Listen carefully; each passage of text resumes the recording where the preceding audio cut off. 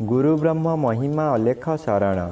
नमस्कार दर्शक वृंद, आपण मानंकु आजिर राशिफल कार्यक्रम मु एस कुमार स्वागत जनाऊँगी। प्रतिदिन निजर राशिफल जानिबा पाई गुरुकृपा यूट्यूब चैनल को सब्सक्राइब करंतु और पाखरे थिबा बेल आइकन को प्रेस करी ऑल नोटिफिकेशन ऑन करी दियंतु, जहा फଳରେ आमे जेतेबेले वीडियो अपलोड करिवो प्रथमे आपण वीडियो देखि पारिबे। आमर यही वीडियो रे आपण संपूर्ण पंचांग सहित मेष ठारू मीन पर्यंत 12 गोटी राशिर राशिफल विषय रे जानि पारिबे। वीडियो को दयाकरी शेष पर्यंत देखंतु। वीडियोटी भल लागिथिले वीडियो को लाइक करंतु एवं आपणक प्रियजन पाखु शेयर करी जणांतु। एबे आसंतु जानिबा आज दिनर संपूर्ण पंचांग विषय। आज इंग्राजी 2026 मसीहा अगस्ट मास 26 तारिख बुधवार, दिल्ली स्वराब्दा सन 1433 साल, स्वाधीन भारताब्द 80 वर्ष, महिमाद 199 वर्ष।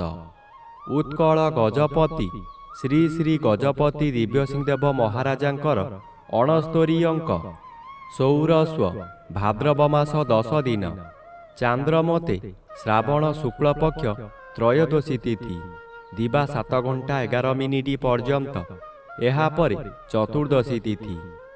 आजिर सूर्योदय विरजा क्षेत्र को 5 घंटा 27 मिनिट, सिंह लग्न 1 दंड 29 लिता गते उदय। आजिर सूर्यास्त विरजा क्षेत्र को 6 घंटा 4 मिनिट, कुंभ लग्न 1 दंड 9 लिता गते अस्त। आज मकर चंद्र 60 दंड, श्रवणा नक्षत्र रात्रि 12 घंटा 47 मिनिट पर्यंत। आज जन्मित शिशुर मकर राशि शूद्रवर्ण देवगण, रात्रि 12 घंटा 47 मिनिट गते दानवगण। आज मृत व्यक्तिर पुष्कर दोष नाही। निषिद्ध खाद्य आज दिवा 7 घंटा 11 मिनिट मध्ये बाईगण भोजन निषेध अटे, एहापरे बीरी भोजन निषेध अटे। आजिर अमृत जोग प्रातरु दिवा 7 घंटा 1 मिनिट मध्ये, दिवा 1 घंटा 25 मिनिट गते अपराह्न 3 घंटा 1 मिनिट मध्ये, रात्रि 7 घंटा गते 9 घंटा 16 मिनिट मध्ये एवं रात्रि 1 घंटा 35 मिनिट गते शेष रात्रि 5 घंटा 7 मिनिट मध्ये। आजिर महेंद्र जोग अपराह्न 4 घंटा गते 5 घंटा 21 मिनिट मध्ये एवं रात्रि 9 घंटा 16 मिनिट गते 10 घंटा 7 मिनिट मध्ये। आजिर काल बेला दिवा 8 घंटा 19 मिनिट गते 9 घंटा 53 मिनिट मध्ये। आजिर 12 बेला दिवा 11 घंटा 27 मिनिट गते 1 घंटा 1 मिनिट मध्ये। आजिर काल रात्रि रात्रि 2 घंटा 27 मिनिट गते शेष रात्रि 4 घंटा 1 मिनिट मध्ये। आजिर राहु काल मध्याह्न 12 घंटा ठारू 1 घंटा 30 मिनिट मध्यरे। आज सिंह राशिर घात चंद्र, कन्या राशिर घात नक्षत्र, घात तिथि नाही। कर्कट राशिर घात 12। प्रिय बंधुगण, एबे आसंतु जानिबा मेष ठारू मीन पर्यंत 12 गोटी राशिर राशिफल विषय रे। राशिचक्रर प्रथम राशि मेष राशि। आज मेष राशि जन्मित व्यक्ति मानक सकाशे दशम चंद्र अन्य ग्रह द्वारा बाधा पाउथिबारु शुभ फल बदल रे अशुभ फल मिलिब। आज कर्म क्षेत्र रे अपजस ओ अपमान मिलिब। दुर्नाम आपणकर पीछा छाड़िब नाही। आपणक कामरे अन्य माने त्रुटि खोजिबे।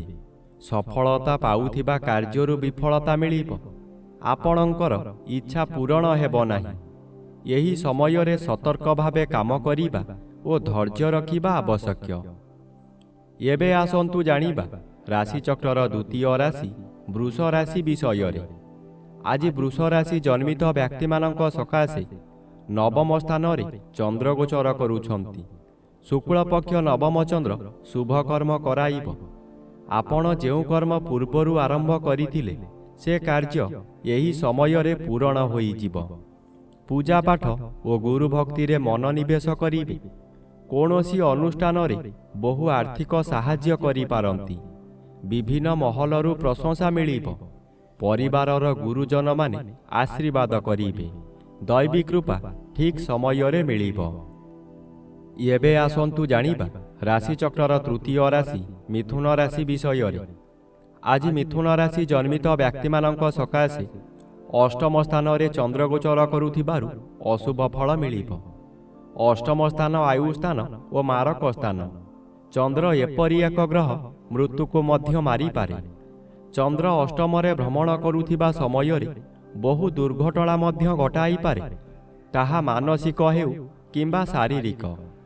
ଆଜି ନିଜକୁ ସତର୍କ ନ ରହିଲେ ନିଜ ଗୋଡ଼ରେ ନିଜେ କୁରାଢ଼ି ମାରିବା ସଦୃଶ୍ୟ ହେବ। ଏଣୁ ମନକୁ ଶାନ୍ତ ରଖନ୍ତୁ, ବ୍ୟବହାର ଠିକ୍ ରଖନ୍ତୁ। ଏବେ ଆସନ୍ତୁ ଜାଣିବା ରାଶିଚକ୍ରର ଚତୁର୍ଥ ରାଶି କର୍କଟ ରାଶି ବିଷୟରେ।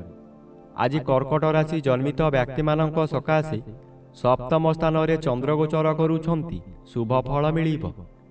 ଆଜି ଆପଣଙ୍କ ପରିବାର ମଧ୍ୟରେ ହସଖୁସିର ଉତ୍ତମ ବାତାବରଣ ଆସିବ। ଏହି ସମୟରେ ଆପଣଙ୍କ ଜନ୍ମସ୍ଥାନଠାରୁ ଦୂରରୁ ଖୁସି ଖବର ମିଳିବ। ଆୟ ବୃଦ୍ଧି ହେବ। ସ୍ୱାମୀ କିମ୍ବା ସ୍ତ୍ରୀ ଜଣେ ଅନ୍ୟ ଜଣଙ୍କୁ ନିବିଡ଼ ଭାବରେ ଭଲ ପାଇବେ। ଆପଣ ଯାହା ବ୍ୟବସାୟ କରୁଛନ୍ତି ତହିଁରେ ଆଶାଠାରୁ ଅଧିକ ଆୟ ହେବ। ଭବିଷ୍ୟତ ସକାଶେ ସଞ୍ଚୟ ହେବ। ଏବେ ଆସନ୍ତୁ ଜାଣିବା ରାଶିଚକ୍ରର ପଞ୍ଚମ ରାଶି ସିଂହ ରାଶି ବିଷୟରେ। ଆଜି ସିଂହ ରାଶି ଜନ୍ମିତ ବ୍ୟକ୍ତିମାନଙ୍କ ସକାଶେ ଘାତଚନ୍ଦ୍ର ଭୋଗ ହେଉଛି। ଘାତଚନ୍ଦ୍ର ସର୍ବଦା ଅଶୁଭ କରାଇବ। ଆଜି ଘରେ ବାହାରେ ପ୍ରତ୍ୟେକ ସ୍ଥାନରେ ଆପଣ ଅପଦସ୍ଥ ହେବେ। ଆପଣଙ୍କର ବହୁ ପରିମାଣର ବ୍ୟୟ ହେବ। ଶରୀର ଅସୁସ୍ଥ ରହିବ।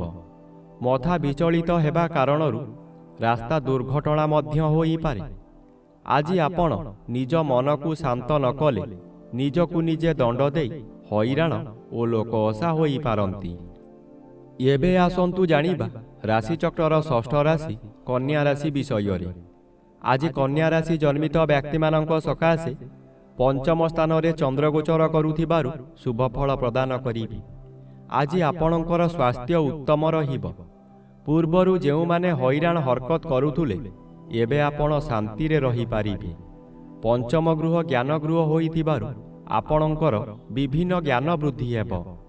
ଆପଣଙ୍କ ଉପସ୍ଥିତ ଜ୍ଞାନ ବଳରେ ବହୁ ବଡ଼ ବଡ଼ ବିପଦରୁ ମୁକୁଳି ଯିବେ। ବହୁ କାମରେ ହାତ ଦେଇ ଆପଣ ସଫଳ ହେବେ। ଶୁଭ କର୍ମମାନ କରିବେ। ଏବେ ଆସନ୍ତୁ ଜାଣିବା ରାଶିଚକ୍ରର ସପ୍ତମ ରାଶି ତୁଳା ରାଶି ବିଷୟରେ। ଆଜି ତୁଳା ରାଶି ଜନ୍ମିତ ବ୍ୟକ୍ତିମାନଙ୍କ ସକାଶେ ଚତୁର୍ଥ ସ୍ଥାନରେ ଚନ୍ଦ୍ରଗୋଚର କରୁଥିବାରୁ ଅଶୁଭ ଫଳ ମିଳିବ। ଆଜି ଆପଣ କାହାରି ପ୍ରରୋଚନାରେ ପଡ଼ି ବହୁତ ସ୍ଥାନକୁ ଭ୍ରମଣ କରିବାକୁ ଯିବେ। ଆପଣଙ୍କର ସଞ୍ଚିତ ଧନମାନ ଅଯଥାରେ ଖର୍ଚ୍ଚ କରିବେ। ଚତୁର୍ଥ ଗୃହ ବିଦ୍ୟାଗୃହ ଓ ମାତୃଗୃହ ହୋଇଥିବାରୁ ବିଦ୍ୟାର୍ଥୀମାନେ ବିଦ୍ୟା ପଠନରେ ଦୁର୍ବଳ ରହିବେ। ମାତାଙ୍କର ଶରୀର ଅସୁସ୍ଥ ରହିବ। ଥଣ୍ଡା କାଶ ଆଦି ଲାଗି ରହିବ। ଆପଣଙ୍କର ଦୁଃଖ ପରେ ଦୁଃଖ ମାଡ଼ି ଆସିବ। ଏବେ ଆସନ୍ତୁ ଜାଣିବା ରାଶିଚକ୍ରର ଅଷ୍ଟମ ରାଶି ବିଛା ରାଶି ବିଷୟରେ।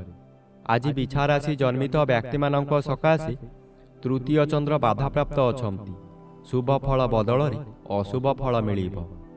ଆଜି ହଠାତ୍ କେଉଁଠାରୁ ଦୁଃଖଦାୟକ ଖବର ପାଇ ବାଧ୍ୟ ହେବେ ଧନ ବ୍ୟୟ କରିବାକୁ। ମନୋବଳ କମିଯିବା କାରଣରୁ ସ୍ୱାସ୍ଥ୍ୟରେ ଅବନତି ଦେଖାଦେବ। ପରିବାର ମଧ୍ୟରେ କାହାରି ଶରୀର ମଧ୍ୟ ଅସୁସ୍ଥ ରହିପାରେ। ଆଜି ଯେକୌଣସି କାର୍ଯ୍ୟ କରିବା ପୂର୍ବରୁ ନିଜକୁ ନିଜେ ବାଧା ଦେବେ।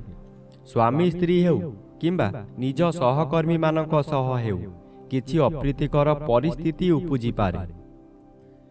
ଏବେ ଆସନ୍ତୁ ଜାଣିବା ରାଶିଚକ୍ରର ନବମ ରାଶି ଧନୁ ରାଶି ବିଷୟରେ।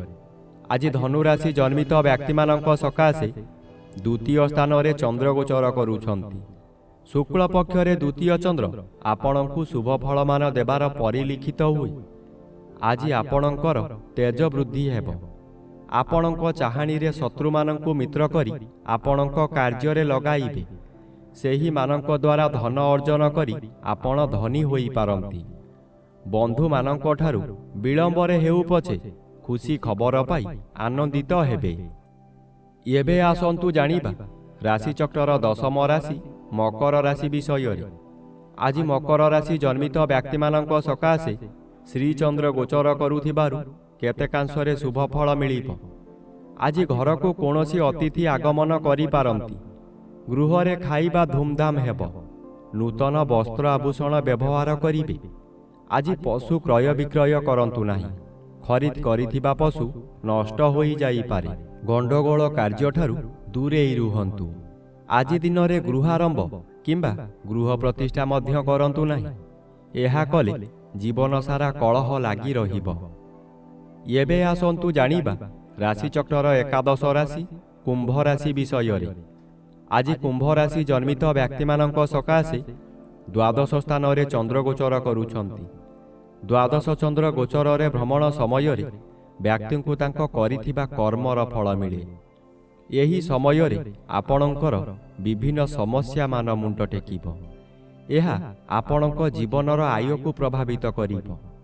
ପରିବାର ବ୍ୟକ୍ତି ଓ ସହକର୍ମୀ ବ୍ୟକ୍ତିମାନେ ଆପଣଙ୍କର ଶତ୍ରୁ ସଦୃଶ୍ୟ ଲାଗିବେ। ସ୍ୱାମୀ ସ୍ତ୍ରୀଙ୍କ ମଧ୍ୟରେ ମାନ ମନାନ୍ତର ଘଟିବ। ଆଜି ନିଜର ପାଦପୀଡ଼ା ମଧ୍ୟ ହୋଇପାରେ। ଏବେ ଆସନ୍ତୁ ଜାଣିବା ରାଶିଚକ୍ରର ଦ୍ୱାଦଶ ବା ଶେଷ ରାଶି ମୀନ ରାଶି ବିଷୟରେ। ଆଜି ମୀନ ରାଶି ଜନ୍ମିତ ବ୍ୟକ୍ତିମାନଙ୍କ ସକାଶେ ଏକାଦଶ ସ୍ଥାନରେ ଚନ୍ଦ୍ର ଗୋଚର କରୁଛନ୍ତି। ଏକାଦଶ ଚନ୍ଦ୍ର ବଳଶାଳୀ ଚନ୍ଦ୍ର। ଆଜି ଆପଣଙ୍କୁ ଅଚାନକ ଶୁଭ ଖବର ମିଳିବ। ବ୍ୟବସାୟୀମାନେ ଏହି ସମୟରେ ଆଶାଠାରୁ ଅଧିକ ଲାଭବାନ ହେବେ। ପୂର୍ବରୁ ଆପଣ ଯେଉଁ କାର୍ଯ୍ୟ ସକାଶେ ଅପେକ୍ଷା କରି ହତାଶ ହୋଇଥିଲେ ସେ କାର୍ଯ୍ୟ ଆଜି ପୂରଣ ହେବ। ଆଜି ପରିବାର ମଧ୍ୟରେ ସ୍ୱାଦିଷ୍ଟ ଭୋଜନ ପ୍ରସ୍ତୁତ କରିବା ସହିତ ଅତିଥି ବନ୍ଧୁମାନଙ୍କୁ ନିମନ୍ତ୍ରଣ କରି ଆପ୍ୟାୟିତ କରିପାରିବେ।